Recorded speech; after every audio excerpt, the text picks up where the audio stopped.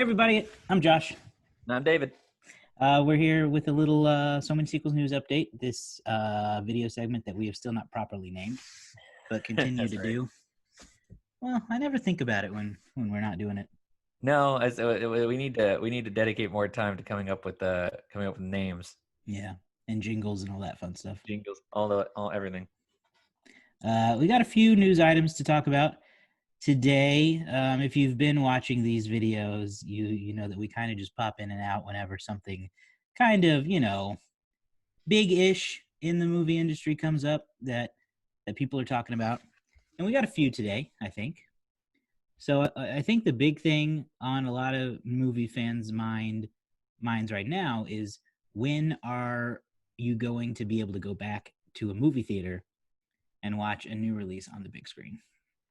Yes. And we're finally starting to get some answers there. Um, we know we somewhat know plans from Cinemark and from AMC, who are two of the bigger um, theater movie exhibitors in the United States. We've not heard from Regal yet, who I believe is the biggest. I never can remember if it's AMC or Regal. It doesn't matter. Oh, it's One of it's them is the definitely biggest. tight between the two of them. Yeah. So Cinemark is starting a slow reopen plan that involves opening 5 theaters in the Dallas Fort Worth area, Okay, and that's yeah. kind of yeah. Well, I think that's where they're headquartered, I believe. Um, Yeah, if I'm I think not so. mistaken. They they're hoping to open more and more theaters by July 1st. Yeah, And of course, this is all building up toward Christopher Nolan's Tenet, the first blockbuster release um, since the coronavirus pandemic started. yeah. There's a Russell Crowe movie coming out July 1st. Unhinged. I think I read that there's some kind of rom com produced by Selena Gomez coming out in between there. Right. But And then Christopher you Nolan have movie, that's the Disney's big one. Mulan shortly after. Yep. So Disney's Mulan is the July week is after. what we're really heading towards. Yeah. Yeah. A late summer Um, movie start. yes, a very late summer movie start. But AMC on their investor call the other day revealed that they lost more than $2 billion in the first quarter of 2020. So, and we've also heard a lot of speculation about AMC possibly needing to file bankruptcy. So they're desperate to reopen. My understanding is that Yeah. Cinemark has been in a slightly better financial position, um, that they're not quite as concerned about that. But Cinemark is the one we've heard the most from. They're looking at, I believe, some blocked off seating, possibly, to help with the social distancing, reduced operating hours, and all that good stuff. Right. And yeah, so this really could end up being make or break for a lot of these theater chains. We could see, even if things go fairly successfully out of the gate, whether or not interest from the audiences is there to go back to the theaters right away is going to I vary state to state, and is going to Yep. be difficult to really know what the long lasting impact is going to be. So even at the end of the year, 2021 comes around, it could we could see a big reduction in the scope of a lot of these theater chains. AMC, Cinemark, Regal, they could all end up having to scale back, close some theaters in various places. Yeah, it's It'd very. be tough to see, but I would be really surprised if we didn't see some theaters permanently close. Unfortunately, but I think the most interesting thing is going to be, what is the appetite from moviegoers?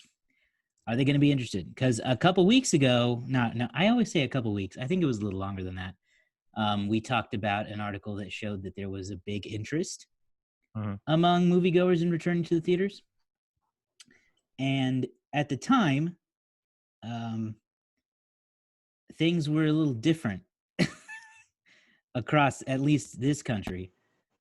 Now we're seeing several Yeah. states kind of get a pretty big resurgence in virus cases, um, coinciding with some of the reopening plans and people just kind of generally feeling like it's okay now, even though it's Yeah. not It, not really changed. So it'll be interesting to see if that number goes down of people going, okay, I was comfortable, but I don't know anymore. It's starting to get scary again.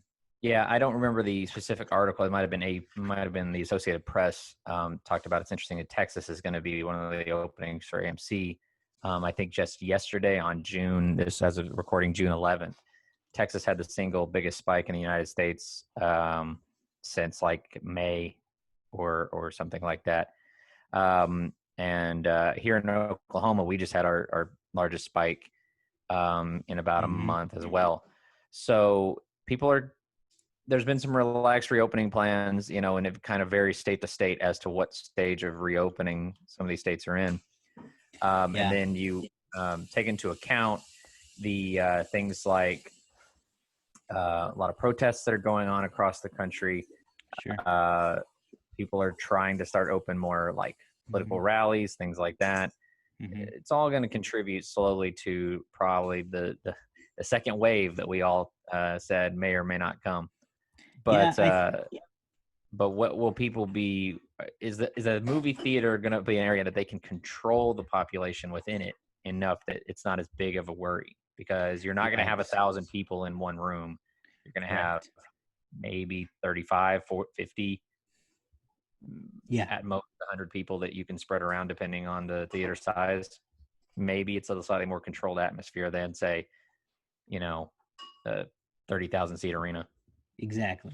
I think that, we're just kind of like individual people speculating what would be best and what wouldn't. But I think if we hit a point where it was like there was this tension between people of, okay, we can't just stay shut down forever, but we also can't just go back to normal right away. So how do we find that balance? And unfortunately, I think what we've seen is a little bit of a drift toward returning to normalcy a little too fast. And that's not just like states reopening and businesses and all that. I'm talking more about like individual people are not even attempting to use common sense anymore. Yeah, there seems to be what happened to wearing masks? Yeah. We've heard so many study after study about how just wearing a mask can reduce transmission greatly. And if we would do our parts, we could find a balance. But I don't know. That's my lecture for people today. Why y'all aren't wearing masks? I don't understand it. Yeah, it's definitely a situation where a lot of people are going to be willing to take the risk. Yeah. And hopefully hopefully just enough people are smart enough about how exactly they handle those risks. Because I mean, the movie theaters, they're gonna it's a situation like movie theaters, they're looking at it as like we have no choice. Like exactly. we either start a reopening plan or we are not going to be an industry anymore, or we're going to be an industry that has to rebuild. And considering how expansive the movie theater industry in America is, that could be like a decades-long process of if the three biggest chains in the United States go out of business, how long it would take to build up that infrastructure again. Right. And how long it would take to not just rebuild that infrastructure, but employ those thousands of people who can't wait a decade for the rebuild or whatever, however long it would take. I mean, movie theaters is a large, I don't know what percentage is, but large percentage of people in America, that's their first job. It's my first job. Your first job is my wife's first job. A lot of movie theaters are very commonplace for, young teens to get their first experience in going to work. So for that whole, for there to be the potential for that industry to collapse, it's kind of like you understand their desire, both from a monetary standpoint, but also from like a cultural standpoint, how weird it would be for that whole section. Not to say that movie theaters as a whole would go away, but even like nonprofit theaters like we have here in Tulsa, they're struggling. So it's not, I don't think most people could fault these movie theater businesses for wanting to reopen. it's just a matter of everyone has to do their part. The theaters themselves need to come up with safety plans, and then the people need to follow them. Right. And if we could do both, I think we could get through it. But people have to do their part to wear a mask, limit their exposure, and wash their hands. All these basic things that we were told throughout March and April that so many have seemed to have just like forgotten. Right. I know I was pretty adamant that I was ready to go back to the movie theater. I'm questioning it now. Yeah. And it's because of the people around me. Yeah, it seemed like not as big of a worry when we were still in like had a lot of restrictions in place, but now as the restrictions loosen and people, it seems like it took no time for restrictions to lessen and for things to start spiking back upwards. Exactly. So, but that also goes to like the availability of testing in most places too. So yeah, I mean that's again we're not necessarily experts on the medical side of the things, but we're just kind of speaking anecdotally.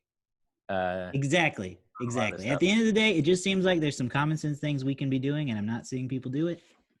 Yeah. And maybe we should try. That said, I went to a vintage stock the other day, and they asked that you wear masks when you walk in. And I didn't have mine, so I went back to my car, and then I saw 4 other people walk up, and they all put on masks as they went in. So Good. I was like, there you go. Hey, some of these places around here, people know what they're doing. People know they don't have, like even though they could just say, "Oh, I don't want to," and turn around and leave, like I did. They're being prepared. If the place asks them for a mask, they'll wear one. Maybe if they're a little looser, they go, "Okay, well, I'll wear one." I don't know. We'll see. Yeah. Well, I just want to see some effort. That's all. Switching gears a little bit back to the Oscar talk.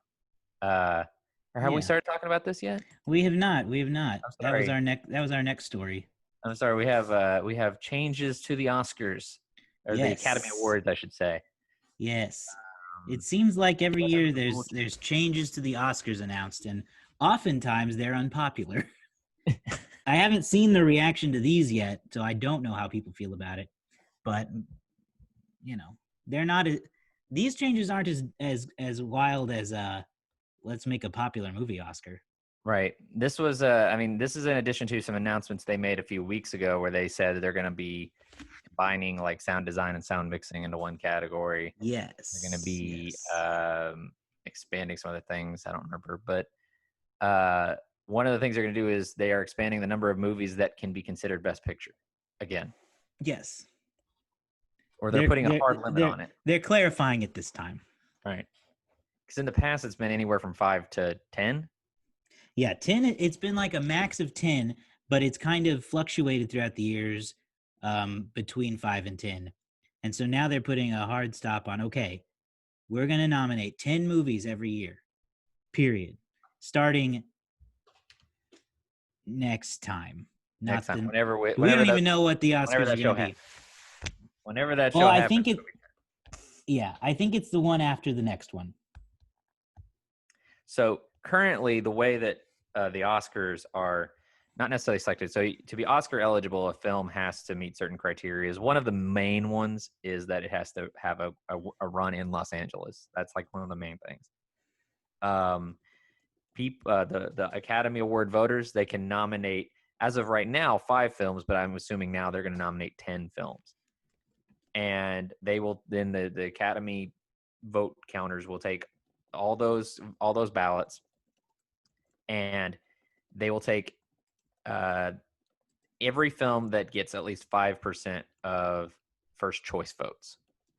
So, like from this last year, if Parasite got 5% of the first choice votes, and then also 1917 got 5% of the first choice votes, they're automatically in. So they're going to, I guess, expand that. They might lower the bar for 5% because a lot of people are just going to be nominating probably the same movies. But if they don't reach the maximum, according here, if they don't reach the maximum of 5 nominees with 5 nominees with 10% with 5% of the vote, then they start taking the next highest number, individually they got votes. So with 10, it's probably going to be fairly easy to fill out those numbers. You just kind of have to hope that the goal here is to have more movies with more diversity, right? Movies that maybe are about, you know, minority cultures, or are directed by women, or directed by African Americans, or other minority groups. You just kind of have to hope, though, because it all comes down to what people put as their number one film on that list, or number two film, or number three film on that list. Like, it's very possible they'll do all this work, and the next year will come around, and the top 10 are all going to be movies directed by white guys, and then everybody's going to be Well, looking yeah, at the same thing. Like, well, how does this happen every time? right. But you know, I feel like they make these kind of changes every year, every 2 years, in an effort to fix the situation, and it almost never pans out. Yeah, well, and I think probably you can change your rules and your guidelines and the way that you do the votes all you want, but when the voting block is the same, the results are probably going to be the same. Yeah. And with so many members of the Academy, I believe, being these older folks who are kind of like set in their ways and like a particular type of movie, you're going to get the same thing. But I think we're also seeing in some of these announcements recently, some younger voices being added to the mix that can bring hopefully different I don't know what the word I was looking for was, but a different perspective. That's the word. Perspective, yeah. Yeah, and so in addition to those, they have added new members to the governor's board for the Academy of Motion Pictures, Arts and Sciences Board of Governors. Ava DuVernay is one of the directors nominated from that group. She's one of the 3 directors on the governor's board. They will also be adding Deborah Zane, who is will be known to have kind of come up a little bit this year. She's the director of this year's Disney's Mulan. She's on the casting directors branch. I'm sorry, she's casting director for that. Stephen Rivkin of Avatar is placed on the film editors branch. Linda Flowers of Hunger Games and Catching Fire was elected to the makeup artist and hairstylist branch. Linda Howe Taylor of A Star Is Born was elected to the producers branch. And finally, Rob Bradeau of Star Wars Rise of Skywalker was elected to the visual effects branch. Whoopi Goldberg was reelected for the actors branch. And Mandy Walker joins as she was also reelected for cinematographers. In total, let's see, I have this number here somewhere. Where was it? In total, that brings the number of women on the Academy of Governors up to 26, and the number of people of color up to 12. So a large. How many people total? It doesn't say how many people total here. I don't know why they would leave that number off. Yeah. But I'm getting this all from Entertainment Weekly. It's got this. But even if it's like 100, that's like 25% of your governor's board, at least, is women. That could probably be improved. But it could be like, I don't know, it could be 40. Let me look into it, actually. I'll see if I can't get that information. Do you think this will be good? Do you think this is this going to help in the long run, you think? I don't know. I just don't know. You'd hope so, but like you said before, we've seen these kind of rule changes come about, and it's usually not been enough. So, I mean, an attempt is better than nothing. Oh yeah, that's for sure. I mean, they have to do something, but whether or not it will make the changes that maybe people will expect, I think the problem really is that the internet demands progress, right? But the internet hates change. So it will be very interesting to see, because they want short-term changes. They want long-term changes, but they want to see them in the short term. So well, they want it now. People want it now. Yeah, if they make these changes, it doesn't matter if like 10 years from now things are wildly different. if things aren't different next year, you're going to hear the same complaints. Like if things True. are too similar, I mean, we can have a situation where we have the Oscars so white hashtag in 2016, and then 8 years, I don't know. It comes back all the time. literally 2 or 3 years later, you have no African Americans nominated for either of the top two acting categories. So Right. Whether or not these changes become frequently recognizable is going to be difficult. Okay, let me look at this. It doesn't even say. Okay. Not even the Academy Awards has the exact number on their website. That's frustrating. Well, anyway, it looks like a goodly number of people are on this governor's board. There's like 3 per category, and there's 1, 2, 3, 4, 5, 6, 7, 8, 9, 10, 11, 12. This is fascinating watching me count. I love 13, it. 14, 15, 16, 17. And then there's some officers. So 18 categories times 5. Remember your 5 times table? Wait, what times 5? I don't know. Yeah, 18.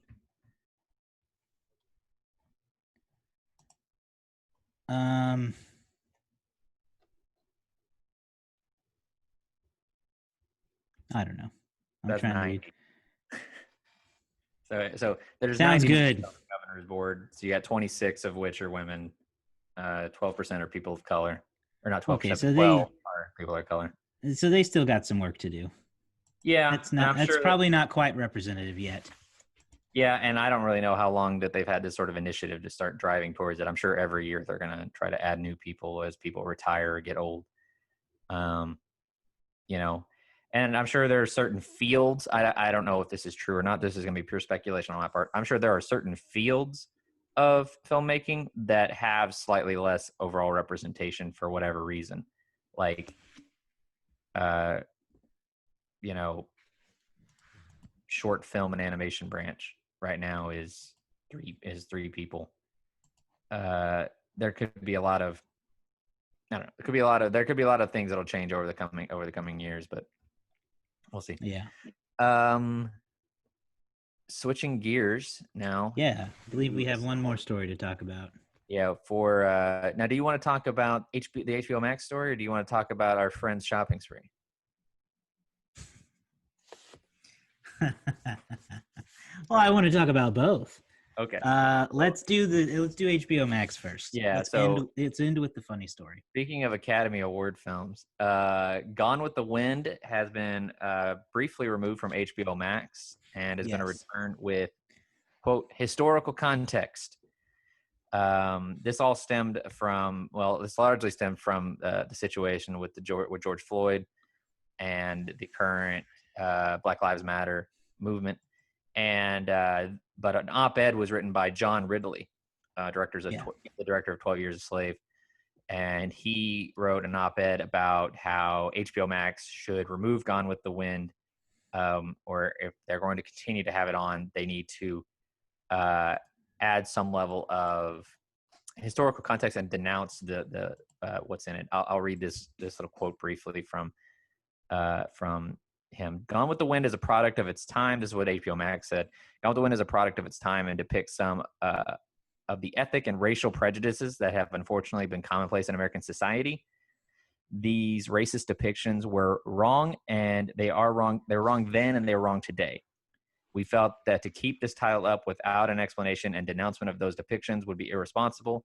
These depictions are certainly counter to Warner Media's values, so we will return the film to HBO Max with a discussion of its historical context and a denouncement of those very depictions, but will be presented as it was originally created, because to do otherwise would be the same as claiming these prejudices never existed. If we are to create a more just, equitable, and inclusive future, we must first acknowledge and understand our history. Mm-hmm. Ridley's op-ed in the Los Angeles Times wrote that the film released in 1939 doesn't just fall short with regard to representation. It's a film that glorifies the antebellum South, and it's a film that it is a film that, when it is not ignoring the horrors of slavery, pauses only to perpetuate some of those painful stereotypes of people of color. The op-ed is a very fascinating read. Gone with the Wind has gone back and forth over the last 70 years or something with its place in cinema history, with many considering it obviously one of the most successful films of all time. It ran in movie theaters for like something like 20 years. And yet it definitely is a very ugly in places product of its time. Yes. In addition to being incredibly boring. Yeah, I was just double checking, but to go back on what you said a few moments ago, it is still the number one movie of all time adjusted for inflation. Yeah, it's one of, I mean, so much so that apparently, I don't know if you remember this recently, after Parasite won the Academy Award, Donald Trump was at a rally and he was like, "I'm only from South Korea. Really? This is the best movie. What? I remember Gone with the Wind. Who remembers that? What a film. Why couldn't that win again?" And it's like, Yeah, because that was one of the more "what are you talking about" moments yeah, of his it was a of very his old man moment. existence. Yeah, What are yeah. you talking about? Anyway, Just whatever.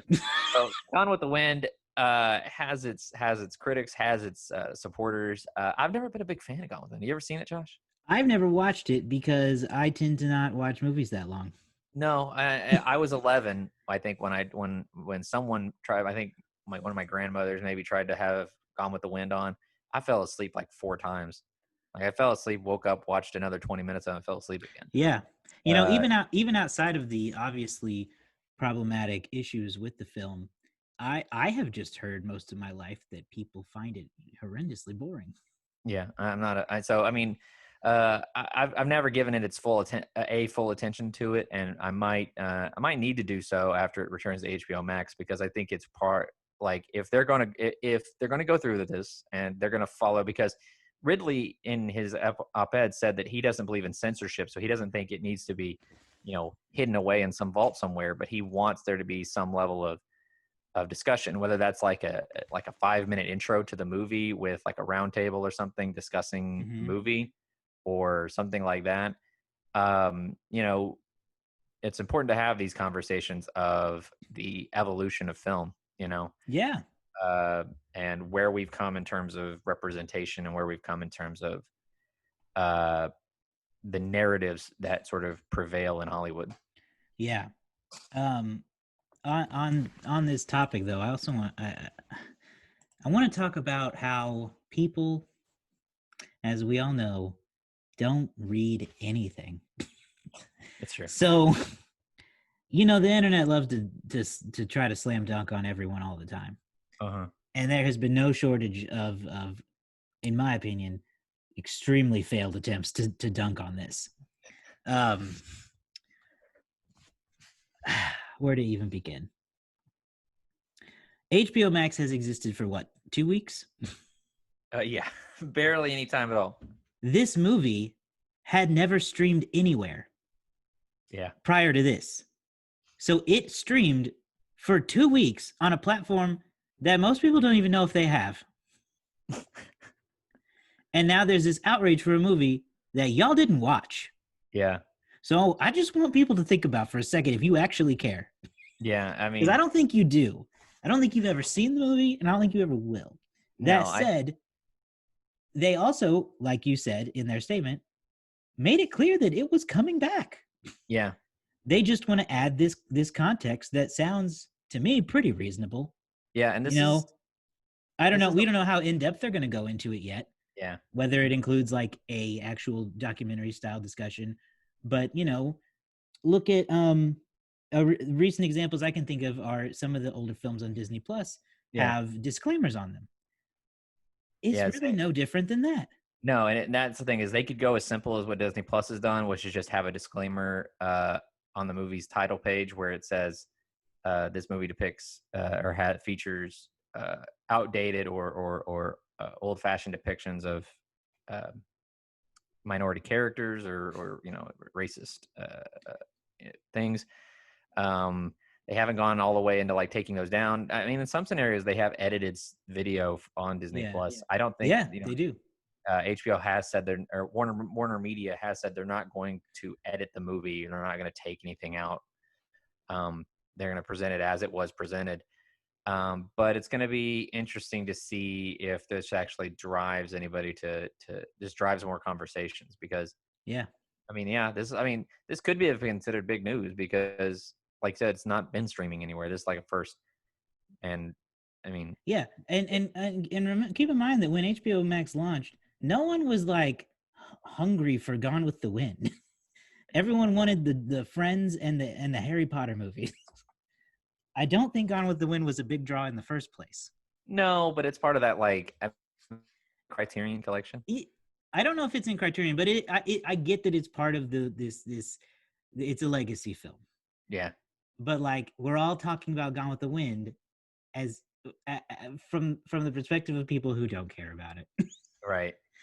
And the other thing I wanted to joke about in terms of people trying to dunk very very badly. Yeah. So there's been a couple articles in the past day or so that have shown that Gone with the Wind has jumped to the top of the Amazon charts, and I believe it's doing very well on iTunes. People are buying it. Oh, because they think they're not going to get it anywhere. Because and I have seen some people commenting and talking about how, oh, that really backfired, didn't it? Now everybody's getting it. And I just want to tell those people that they're making money off that. Yeah. It didn't backfire at all. You're paying them. Yeah, you're paying, they own it. So you're buying it from them. You're not paying Amazon for Amazon's personal copy of them. They're getting a small cut of it. Like, no. You're just giving money to Warner Brothers. Very people that you think to like get back at them. Oh yeah, it's almost a genius idea. Yeah, you took that movie away. Well, I'll pay you for it. That'll show you. Yeah, Disney should take Splash off of Disney Plus because it's too risque. And watch the sales surge. Just think for a second, and maybe not everything has to be a personal attack against you. Yeah. So finally, speaking of people buying things erratically. Yeah. Oh gosh. Jaws is releasing a 4K version of Jaws is being released in theaters. 4K Blu-ray edition, not in theaters, but for home video. Yeah, home video. And 4K Blu-ray. This is a movie. This is really what many consider to be the original blockbuster. Yeah. Spielberg's Jaws. Action, thriller, horror, all in one. All in one spot. He has, the classic Spielberg shot, the dolly zoom where, like you zoom in the camera, but you back up at the same time. So, Yeah. That classic soundtrack. So 45 years ago, that movie was released and still remains very, very popular in most people's minds. A lot of good reviews saying that the shark actually looks just as good, if not better, in the new resolution. And our personal, of course, and co-host Andrew Nichols is apparently losing his mind over buying this. He is. I can attest personally that he wants this movie real bad. This is a very loves Jaws. He told me recently that he pre-ordered the movie on Amazon, mm-hmm. and he said, when you pre-order a movie, don't you usually get it on release day or pretty close to it? And I said, yeah, typically I think they try to ship it like the day before so that it arrives on release day. At least that's been my experience. And he goes, well, I didn't get it, and I talked to Amazon about it, and they told me it was back ordered. Oh, that's not good. No, so they couldn't tell him when they'd be able to ship it to him. So he's now been on a mad dash to find this movie in stores, and has not been lucky. I think he told me he went to every Target. Every Target in the greater Tulsa area. And Vintage Stock, which is not where I would go for a new movie, but he thought it was. Yeah, they get, they have new movies. They have more old movies traditionally. Yeah. I find an old version of Jaws in there. Wouldn't think to look there. But he's not found it yet. If you're not a frequent watcher of so many sequels, Andrew has two main points of references for movies. It's Jaws and The Dark Knight. So now Shrek. And now Shrek. If you watch our 10 Cloverfield Lane episode. Oh man, that was a fun moment. So yeah, definitely highly recommend listening to the Halloween series and listening to how Mike Myers is like just. Um, yeah, so that should be exciting. I'm kind of interested in watching that too. Once he finally gets it, we'll have to have a meetup over at Andrew's house and watching beautiful 4K. Yeah, I don't have a 4K TV or a 4K Blu-ray player, so Nor do I, but Andrew has all that stuff. So do you not have the Xbox with the 4K Blu-ray? I mean, it has 4K Blu-ray, but I don't have the TV. You don't have the TV? Gotcha. Yeah. Yeah, so that's right. Yeah. I'd like to, maybe someday. Yeah, someday soon. Somewhere that's green. Well, on that note, anyhow, I can see it in my head. Well, I think that's all we've got today. I think so too. We'll pop in next time when we got a few new good stories to talk about here on our YouTube channel and Facebook page. Yeah. But other than that, you should subscribe to this YouTube channel if you haven't done that yet. That's right. And always subscribe to the podcast feed. Just search for So Many Sequels in whatever your favorite podcasting app is. I'm pretty sure we're there. Yeah. We're very easy to find. Very easy to find. And of course, So Many Sequels. We'll find So Many Sequels in all the apps: Instagram, Facebook, Twitter. Find us on all those places and follow and share. We would appreciate it. Yeah, we've got as of time of recording, our next series is the Cloverfield movies. So very excited to go through those, and hope you'll join us. Rewatch the movies, and then comment below on each of those videos what your favorite components are, things like that. Yep. All right. Well, we will see y'all next time. See ya.